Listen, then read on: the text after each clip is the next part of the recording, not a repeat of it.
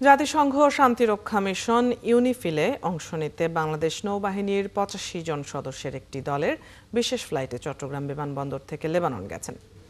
নৌবাহিনীর চট্টগ্রাম অঞ্চলের chief staff officer captain M Ashraful Alam জানান, নৌবাহিনীর সদস্যরা বাংলাদেশ কন্টিনজেন্ট ব্যানকন ১৬ এর অধীনে লেবাননে মোতায়েন নৌবাহিনী জাহাজ বা নৌজা সংগ্রামে যোগ দেবেন।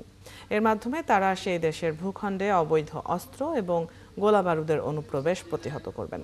এছাড়া তারা লেবানিজ জলসীমায় মেরিটাইম ইন্টারডিকশন অপারেশন পরিচালনা, সন্দেহজনক জাহাজ ও এয়ারক্রাফটের ওপর নজরদারি এবং দুর্ঘটনায় পড়া জাহাজের উদ্ধার কাজ করবেন।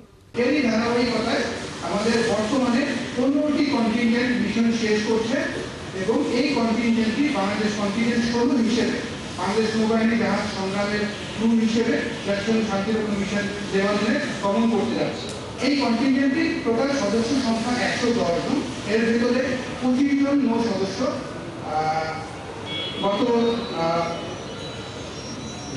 ১৯ নভেম্বর কমার্শিয়াল ফ্লাইট করে লেবাননে গমন করে।